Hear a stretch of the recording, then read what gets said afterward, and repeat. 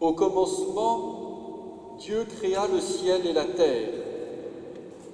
La terre était informe et vide, les ténèbres étaient au-dessus de l'abîme, et le souffle de Dieu planait au-dessus des eaux. Permettez-moi, mes frères, de citer ce premier verset de la Genèse, car en effet, je trouve qu'aujourd'hui, notre pauvre France ressemble beaucoup à ce tohu-bohu initial au sens littéral. Faillite sanitaire, catastrophique, et nous portons dans la prière tous ceux qui sont touchés, mais faillite morale, économique, sociale. En particulier, quand un journal anarchiste devient la jauge de la valeur démocratique, c'est le signe que l'effondrement est imminent. Je vous renvoie à l'encyclique toute neuve, toute récente, Fratelli Tutti du pape François. Il y dénonce de nouvelles formes de colonisation culturelle.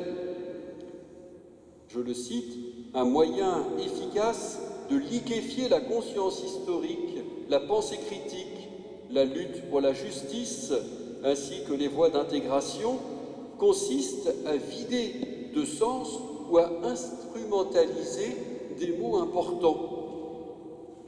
Et le pape de demander que signifient aujourd'hui les termes comme démocratie, liberté, justice, unité.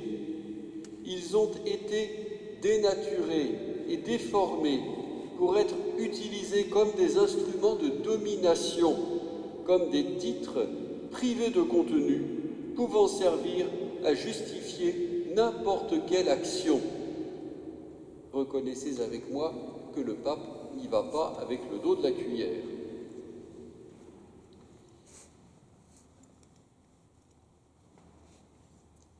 En effet, je me suis reporté au compendium de la doctrine sociale de l'Église pour chercher à mieux comprendre ce qui se passe, et j'y ai trouvé cette définition éclairante.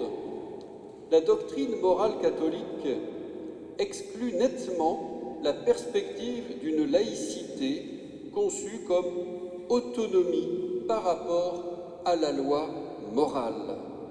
Voilà la clé du système. Comment être respectueux les uns des autres? Comment constituer un monde qui soit véritablement fraternel?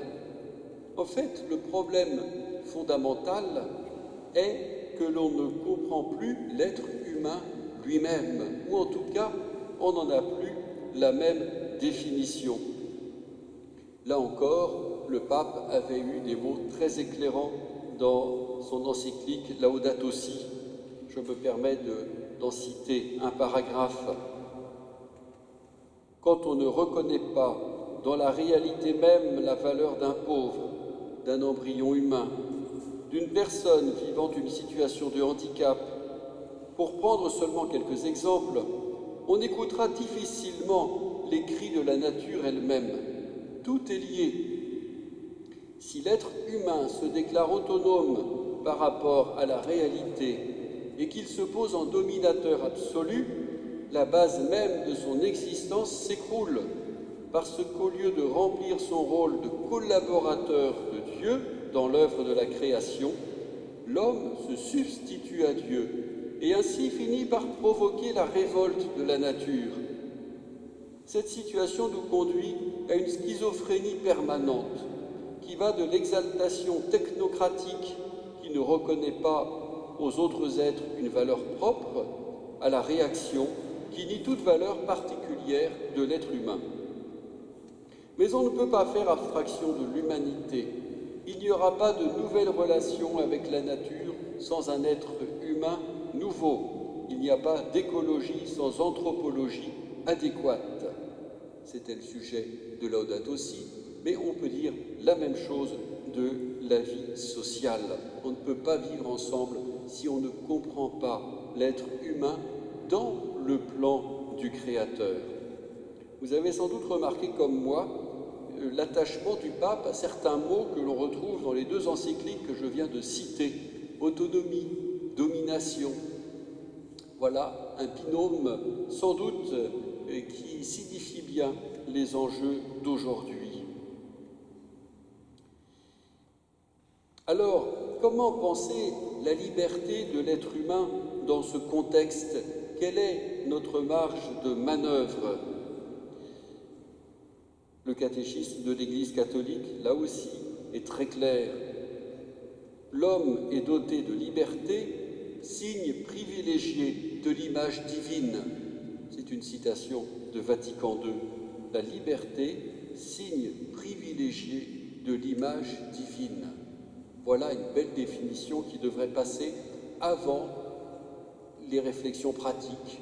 Où s'arrête ma liberté? À partir de quand j'empiète sur l'autre? Non, elle est un signe privilégié de l'image divine selon laquelle nous avons été créés. Et le catéchisme poursuit, par sa raison, l'homme connaît la voie de Dieu qui le presse d'accomplir le bien et d'éviter le mal. Chacun est tenu de suivre cette loi qui résonne dans la conscience et qui s'accomplit dans l'amour de Dieu et du prochain, qui s'accomplit dans l'amour de Dieu et du prochain. Voilà un but qui est beau. L'exercice de la vie morale atteste de la dignité de la personne. Et le catéchisme poursuit un peu plus loin.